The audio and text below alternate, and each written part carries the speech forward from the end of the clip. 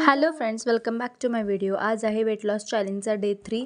इकडे morning drink बनवायला ठेवली आणि वजन केलं तर अजून वजन कमी झालं. 81पासून स्टार्ट केलं होतं ना, आज डे 3 आहे तर 79पर्यंत आपण पोचलेलो आहोत. देन देवपूजा आवरली आणि आज आम्ही गेलेलो महादेवाला, कारण की आज होती महाशिवरात्री. तर तिथे हा खिचडीचा प्रसाद दिला होता आणि तो खूपच सुंदर लागत होता.